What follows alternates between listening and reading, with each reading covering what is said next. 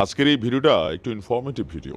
বিশেষ করে যারা পশ্চিমবঙ্গের মানুষ আছেন, ইভেন বাংলাদেশ সম্পর্কে আপনারা মনে করেন যে দাদা তোমাদের দেশে আর আমাদের কি চাহিদা আছে, বা বাংলাদেশকে আমাদের দরকার নাই, আমরা যথেষ্ট শক্তিশালী একটা ইকোনমি, আমাদের দেশ এত বড় যে এক মাথা থেকে আমরাই আমাদের কাছে বেচা বিক্রি করবো আর বাংলাদেশে প্রয়োজনে ব্যবসা বাণিজ্য করবো না। কিন্তু আপনি কি জানেন বিভিন্ন কারণে বাংলাদেশ আপনাদের হেডেক? বরাবরই আলোচনায় উঠে আসে সেভেন সিস্টার্স। আর আজকে স্বাধীনতার 53 বছর পর নতুন করে একটা টেকনিক্যাল সিস্টেমে এই সেভেন সিস্টার্সকেই আমরা বাংলাদেশ আটকে দিচ্ছে যাচ্ছি। তবে এটা আপনারা যখন সবকিছু ক্লিয়ার করবেন আমরাও ক্লিয়ার করব। ভালোবাসাটা হবে লেনদেনের ভিত্তিতে নাকি সমতার ভিত্তিতে? ডিলগুলো হবে অন্তত রাষ্ট্রীয় পর্যায়ে সমতার ভিত্তিতে। যারা ভাবছিলেন যে বাংলাদেশের সাথে আর ভারতের পেচকিটা কোথায় বা কোথাও আটকা আছে কিনা, যে সেভেন সিস্টার্সে আটকা আছে, তবে এমন না যে আমরা সেভেন সিস্টার্সে ট্রাক ভর্তি মেশিনারিজ পাঠাবো, অস্থিতিশীল পরিবেশ তৈরি করবো। এর বাহিরেও এই সেভেন সিস্টার্সের ডেভেলপমেন্ট থেকে শুরু করে সেখানকার মানুষের জীবনযাত্রা অনেক কিছুই বাংলাদেশের উপর কানেক্টেড। বর্তমান যুগটা হচ্ছে প্রযুক্তির যুগ। ফেসবুক, হোয়াটসঅ্যাপ, ইউটিউব বা এই যে media platform, social media platform, এগুলো ছাড়া আপনি কতটা অসহায়, একদিন ফেসবুক বন্ধ হলে কিন্তু আসলে বিষয়টা বোঝা যায়। সম্প্রতি বিটিআরসির ইঞ্জিনিয়ারিং অ্যান্ড অপারেশনস বিভাগের মহাপরিচালক যিনি আছেন ব্রিগেডিয়ার জেনারেল কাজী মুস্তাফিজুর রহমানের একটা চিঠি সামনে এসেছে। কি আসছে?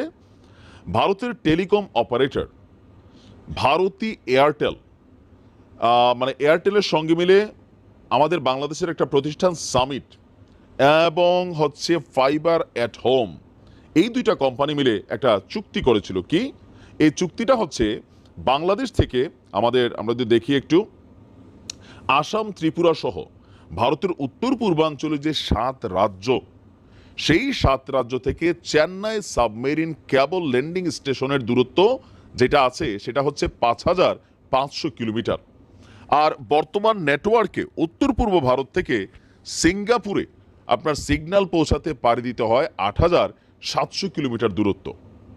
এতে সময় লাগে 87 মিলি সেকেন্ড। কিন্তু বাংলাদেশের ভেতর দিয়ে ভারতের এই যদি ব্যান্ডউইথ নিতে পারে, তাহলে সিঙ্গাপুর পর্যন্ত দূরত্ব কমে 3,700 কিলোমিটার। ল্যাটেন্সি বা সময় কমবে প্রায় 37 মিলি সেকেন্ড। এতে 7 রাজ্যে কম খরচেই উন্নত ইন্টারনেট সেবা দিতে পারবে আপনার এই প্রতিবেশী দেশটি। এই সুযোগ নিয়ে গত বছর বিটিআরসির কাছে ভারতী এয়ারটেলের মাধ্যমে সিঙ্গাপুর থেকে আখাউড়া সীমান্ত হয়ে সেভেন সিস্টার্সে ব্যান্ডউইথ সরবরাহের প্রস্তাব দিয়েছিল আমাদের বাংলাদেশের একটা গ্রুপ, যেটা দুর্বৃত্তের একটা সর্বশেষ পর্যায়ে তারা পৌঁছে গিয়েছিল, সামিট গ্রুপ। এর সাথে যুক্ত ছিল ফাইবার এট হোম। 2022 সালে এই বিষয়ে বাংলাদেশের পররাষ্ট্র মন্ত্রণালয়ে আবেদন করেছিল ভারতী এয়ারটেল। এ ব্যাপারে টেলিযোগাযোগ মন্ত্রণালয়ের অনুমতি চেয়েছিল বিআরটিসি, যদিও ওই আবেদন নিয়ে তৎকালীন সময়ে কিছুটা আপত্তি ছিল।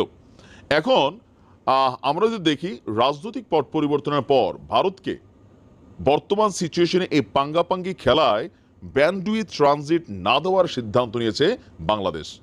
নিয়ন্ত্রক সংস্থা বলছে ট্রানজিট দিলে বাংলাদেশ সাবমেরিন কেবলের অব্যবহৃত প্রায় 4,900 জিপিবিএস ব্যান্ডউইথ কাজে লাগানো ঝুঁকিতে পড়বে।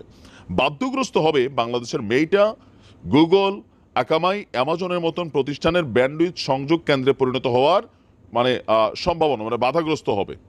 সো এটা আমাদের নিজের দেশের জন্য বেসিক্যালি ক্ষতিকর হবে। বিটিআরসি চেয়ারম্যান বলছেন যে ট্রানজিট আমাদের গাইডলাইনে নেই, তবে হ্যাঁ, যদি এখানে সিস্টেমগত কিছু পরিবর্তন আসে, কৌশলগত কিছু পরিবর্তন আসে, তো সেই ক্ষেত্রে ভারতের 7 রাজ্যে আপনার হয়তোবা আমরা কিছুটা লসের শিকার হইলেও, অথবা ধরেন ভালোবাসার জায়গা থেকে হয়তো এই কাজটা করার সুযোগ আছে, বাট যে ওয়েতে ডিলটা করেছে ওইটা না। এটাকে কারেকশন করতে হবে, মডিফাই করতে হবে, নতুন করে পুনর্বিবেচনা করতে হবে। এখন ভারত যখন বাংলাদেশের সীমান্ত বন্ধ করার ঘোষণা দেয়, এটা সেটা ঘোষণা করার বন্ধ দেয়, আমরা সন্ত্রাসী চ্যালেঞ্জ আমরা চাইলে দেখেন এরকম অনেক কিছু, বাংলাদেশকে হালকা নেওয়ার কিছু নাই কিন্তু। কারণ আমরা বাংলাদেশের জনগণ এই মুহূর্তে অনেক দূর পৌঁছে গেছে, আপনারাও একটু বেশি গেছেন, আমরা আমাদের জায়গা থেকে কম যাই নাই। অ্যাভারেজ হিসাব করলে আমরা অনেক দূর এগিয়ে গেছি। সো একে অন্যের উপর নির্ভরশীল, বিষয়টা বুঝতে পারছি নিশ্চয়ই। আসসালামু আলাইকুম।